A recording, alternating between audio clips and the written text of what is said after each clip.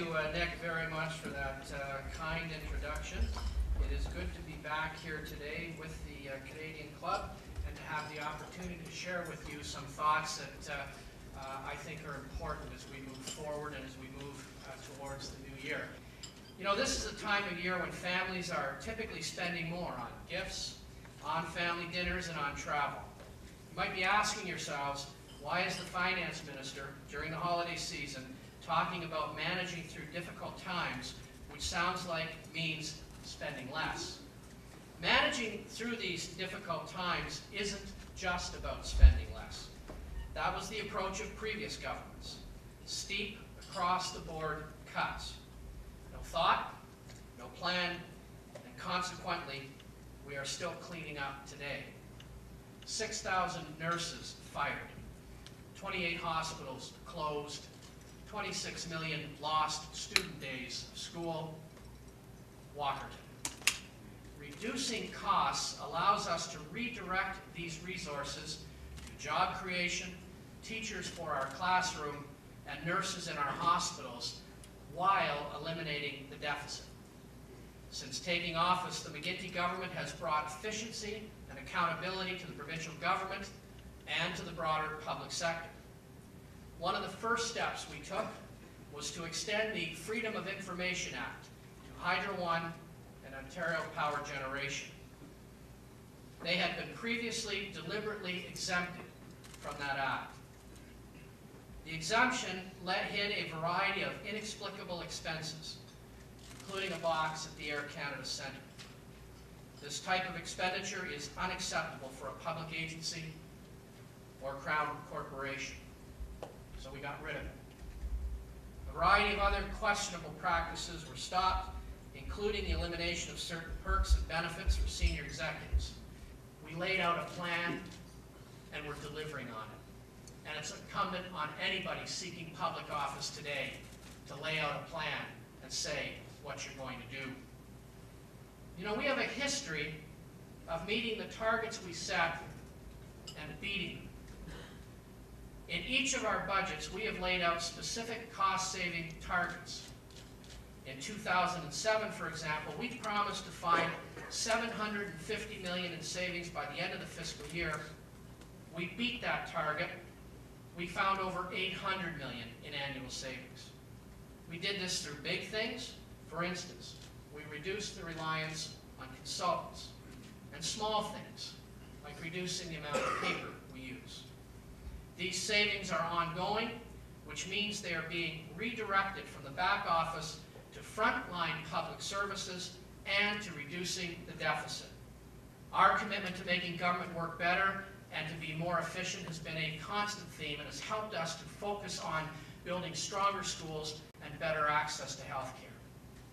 Protecting the gains we've made is an important part of our plan to deal with the fallout of the global recession. The last 2 years have been challenging for the Ontario economy.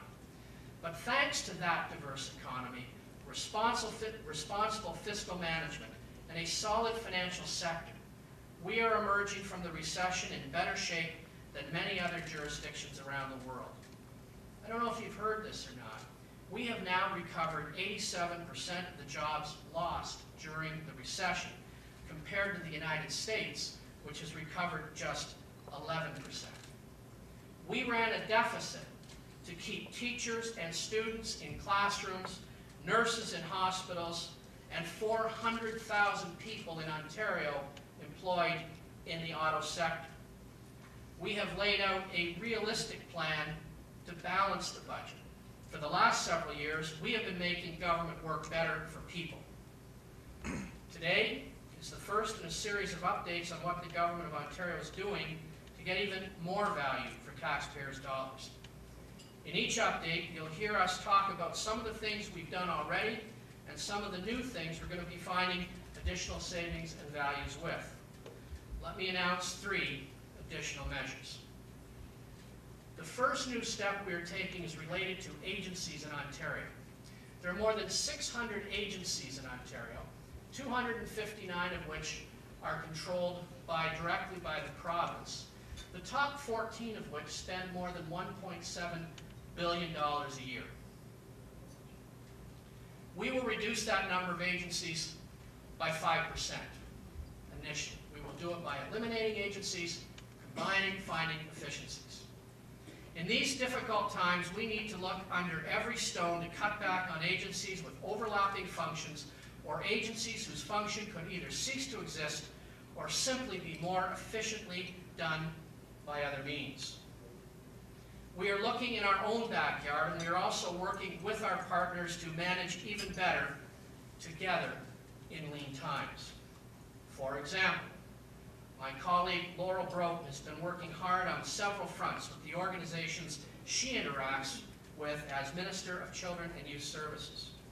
She and her team, and by the way, we appointed a body over a year ago to have a close, careful look at how we are funding our children's aid societies, which has been an important exercise that is now bearing some fruit. Let me tell you about it. They've identified over a dozen children's aid societies that can be consolidated into half that number, and that's just in phase 1 of the transformation of services in this sector.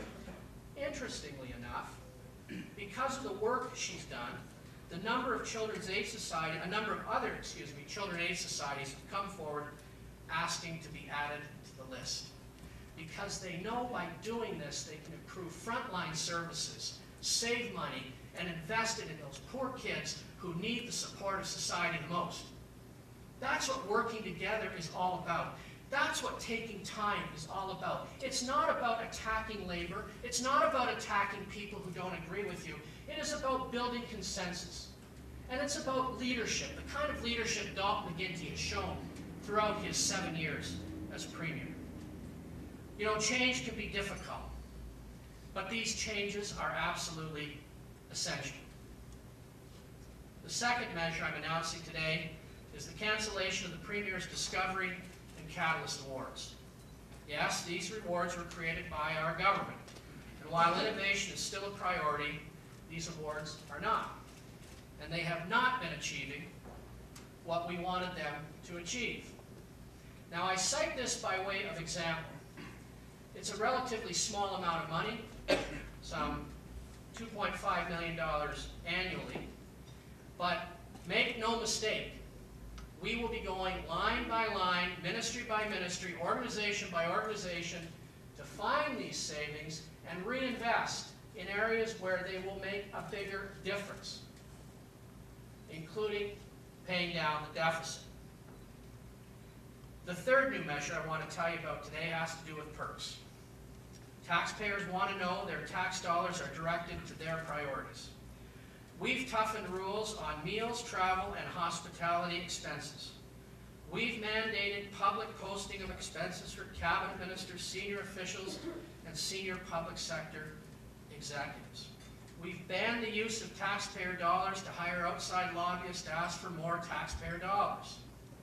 This government wouldn't put up with the box at the Air Canada Centre that I spoke of earlier, and we won't put up with unacceptable perks paid for with hard-earned taxpayer and ratepayer dollars. We will introduce legislation that will, if pressed, eliminate perks in the public and broader public sector. Now, it's important to say that, in my view, the vast majority of our public sector workers are very responsible and prudent. They don't take or receive perks. Now is the time to be extra clear about unacceptable perks and to specify taxpayer expectations in law. Let me say to you today that there will be no more golf or gym memberships for executives who are paid for by Ontario taxpayers.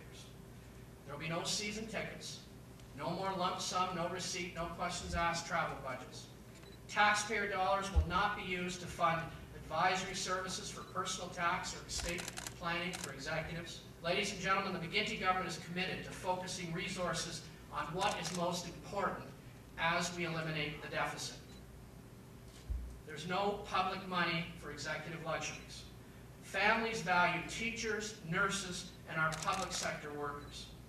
All of us constantly expect value for the dollar. As a government, we understand our responsibility and the expectations of Ontario families. We will treat tax dollars the way families in Toronto or Thunder Bay or even in my home of Windsor would expect. This is a great province. This is a province that has a future. We have laid out plans on the tax and energy sides that will build a brighter future for our children. It involves sacrifice on all of our parts today so that that future will hold more jobs and better opportunity. Working together, I know that we can get bigger and better and stronger as the world comes out of this global downturn.